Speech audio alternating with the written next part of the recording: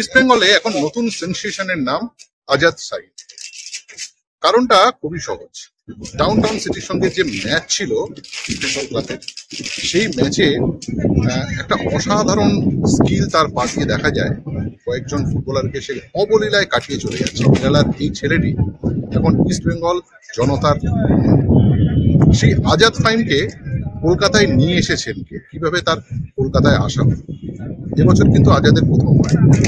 গত মৌসুমে সুরুচির সঙ্গে কিন্তু আজাদ খেলেছে, যে সুরুচির সঙ্গে প্রথম ডিভিশন থেকে তারা এই প্রিমিয়ার ডিভিশনে এসেছে। সেই সুরুচির সঙ্গে একটি গুরুত্বপূর্ণ ফুটবলার ছিলেন। এবছরেও নাকি তার এই সুরুচিতে খেলার কথা ছিল।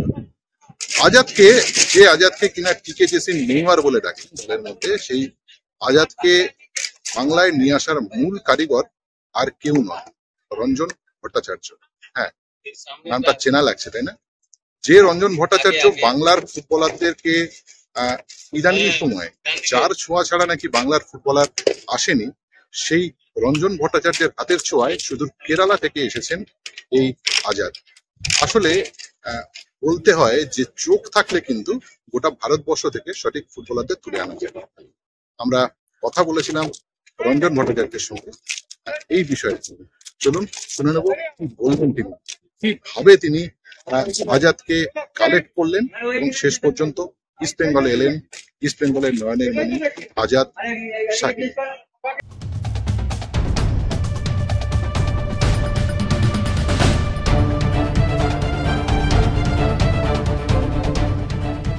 অ্যাডামাস ইউনিভার্সিটি অল ইন্ডিয়া খেলায় কিংবা ইন্টার ইউনিভার্সিটি যে অল ইন্ডিয়া ইন্টার ইউনিভার্সিটি যে ফুটবল হয় কম্পিটিশন, সেই কম্পিটিশনে কোট্টায়ামে ওকে আমি প্রথম পাই, এমজি ইউনিভার্সিটি কোট্টায়াম।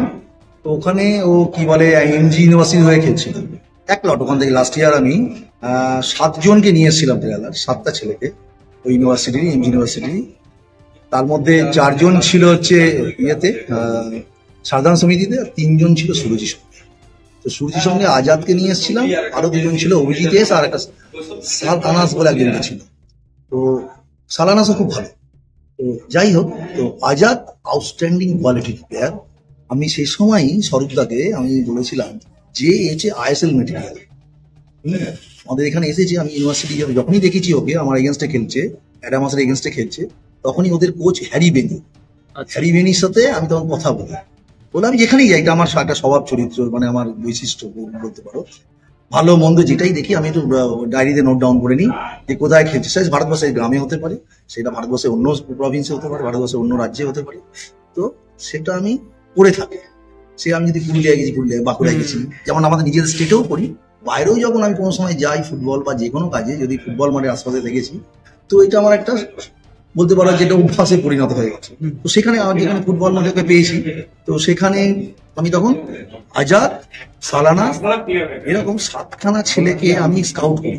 7খানা ছেলেকে স্কাউট করার পরে কি বলে নিয়ে আসি, তাদের নতুন প্ল্যাটফর্ম দিয়ে এদেরকে বোঝাই যে এখানে কলকাতা প্রিমিয়ার লিগ খেলতে পারবে, কলকাতা ফার্স্ট ডিভিশন লিগ খেলতে পারবে।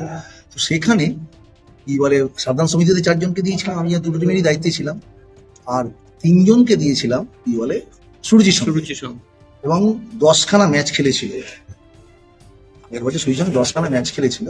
চ্যাম্পিয়নশিপ রাউন্ড ওকে পাইনি, কারণ ওদের কন্ট্রাক্ট শেষ হয়েছে। ওকে ইয়ে টিমের সাথে আবার কন্ট্রাক্ট ছিল, ব্যাঙ্গালোর একটা টিমের সাথে খেলতে গেল, ওকে আমরা এনওসি দিয়ে দিলাম। এই বছরও আসার কথা সুরুচির সঙ্গে, ওর সাথে আমার কন্টিনিউ। 24 তারিখের পর তারপর সেখানে ইস্ট বেঙ্গল অফার করে দিয়েছে, না হলে এই বছরও সুরুচির সঙ্গেই খেলার কথা। 24শে জুনের পর ওর কাতারে খেলতে গেছিল। কাতারে ছিল, কাতারে ওখানে কেরালার ম্যাক্সিমাম ছিল, এই একটা টাইম আছে কাতারে লিগ খেলে।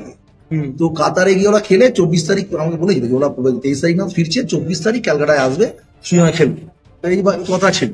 তো যাই হোক, তারপর ইস্টবেঙ্গলের অফার হলে যেটা হয় আর, তারপর পরবর্তী সময় ইস্টবেঙ্গলের অফার হওয়ার পর ওর সাথে 7 জুলাই অব্দি লাস্ট আমার কথা, 7 জুলাই যে চ্যাম্পিয়নশিপ রাউন্ড আমাদের খেলবে। আমি টিমটা চ্যাম্পিয়ন্স রাউন্ড আমাদের খেলবে। তারপর সেই মধ্যে ইন্ডিমেন্ট টাইম কি বলে জুলাই মাসের ওই 10-11 তারিখে কি বলে ইস্টবেঙ্গল কি বলে ওকে হয়তো অফার করেছে। অফার করে 7 জুলাই ওর সাথে আমার লাস্ট কথা। এটি এনেছে আমি জানি না, কিন্তু আজাদ আপনারা ইয়ে দেখে নিন, আইএফএ রেজিস্টার দেখে নিন, বা সুরুচির সঙ্গে লাস্ট ইয়ারের খেলার যদি কোনো ফুটেজ থাকে দেখে নিন, তাহলেই দেখতে পাবেন আজাদ 10খানা ম্যাচ খেলেছে লাস্ট সুরুচির সঙ্গে। ঠিক আছে, ওকে ওর নিয়ে আসার পেছনে ওখানে এই ঘরের মাঠে নিয়ে এসেছি ফার্স্ট আমি, সেটা ওকে আমি মানে স্কাউট করেছি অ্যাডামাস ভার্সেস এমজি ইউনিভার্সিটির খেলা কোট্টায়ামে, আচ্ছা, কেরালায়। কেরালায়, হ্যাঁ, ওখানে অল ইন্ডিয়া হয়েছিল। ওখানে আমি স্কাউট করেছি 7টা ছেলেকে, এমজি ইউনিভার্সিটি 7খানা ছেলেকে লাস্ট ইয়ার আমি নিয়ে এসেছিলাম। 4টে, আবার বলছি 4টে ছেলেকে বাসি, কি বলে আপনার ইয়ে ওই ছেলেটি আপনার কি বলে বিপুল, বাসির বিপুল, এরা ওই সাইড ওরা খেলেছে। ফায়াত বলে সেন্টার ব্যাক একটা, ওরা খেলেছে হচ্ছে ইয়েতে আপনার হ্যাঁ, ফায়াত খেলেছে হচ্ছে আপনার সারদার সুমি, আর অভিজিতেশ, সালানাস আর হচ্ছে আজাদ, এই 3জন খেলেছে হচ্ছে। ওরা একটু বেশি পয়সা চাইছিল, তো বেশি পয়সা পেতে গেলে ফার্স্ট ডিভিশন খেললে আমি ওনাদের প্রিমিয়ারে তোমরা কোথাও খেলোনি, তোমাদের আমি প্রথম প্ল্যাটফর্ম দিচ্ছি, তো একটা এই রেঞ্জে বলেছিলাম এইটা তুমি পেতে পারো, কারণ তোমাকে প্রুভ করতে হবে। আর তুমি যদি একটু নেমে খেলো, যদি ফার্স্ট ডিভিশন খেলো, তাহলে তুমি অনেকটা বেশি পয়সা পাবে। তো আলটিমেটলি আজাদ তখন একটু বেশি অ্যামাউন্ট নিয়ে ইয়েতে খেললো, কি বলে সুরজির সঙ্গে। এবছর যেটা যাওয়ার হয়েছে, আমি বলছি 7 জুলাই আমার হোয়াটসঅ্যাপে ইয়ে রয়েছে, ওর সাথে আমার প্রতিনিয়তই কথা হয়, ভালো।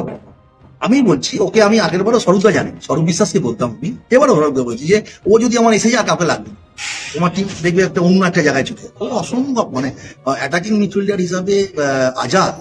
আমি বলছি এই মুহূর্তে জানি না পরবর্তী সময় কি ওকে কিভাবে প্রমোট করবে, ওর মধ্যে যা মেটেরিয়াল আছে। আমি আরেকটা আপনার কি বলে সাহাল, আরেকটা সাহাল কি বলে ভারতবর্ষের ফুটবল দেখতে চলেছে। অসম্ভব ভেরিয়েশন আছে ড্রিবলিং এ, সামনে এত ভালো যেতে জানি, তারপর ভীষণ কনফিডেন্স। ও অপোনেন্ট কি আছে, অপোনেন্টকে অপোনেন্টই মনে করে না। তো এটা হচ্ছে একটা প্লেয়ারের সবথেকে বড় গুণ, যেটা কোচরা দেখতে চায়। পায়ে যখন বল পড়ে সহজে মাথা থেকে বল নিতে পারবে না। তো এই লেভেলটাই যদি এইটার ওর 50%, আমি লাস্ট ইয়ারে যেটা দেখেছি 50% করতে পারে, তাহলে ও খুব মাঝমাঠে ডমিনেট করবে। ও আগামী দিনের স্টার। তো আমি এইভাবেই আমি স্বরূপ বিশ্বাসকে বলতাম যে এইটা আমি দেখে এনেছি, এটা হচ্ছে আইএসএল মেটেরিয়াল। আমার যদি কোনো আইএসএল ক্লাব থাকতো তাহলে আমি ওকে বলতাম যে একে নিয়ে নিতে লাস্ট ইয়ার। এইভাবে কথা বললাম স্বরূপ বিশ্বাসকে। তো সবদা ইয়ে করতে, এই বছর আমরা যে কেউ ইস্টবেঙ্গল অফারের জন্য পাইনি, নাহলে আজকের ডেটে ও সুরির সঙ্গে প্র্যাকটিস করছো। Extra time.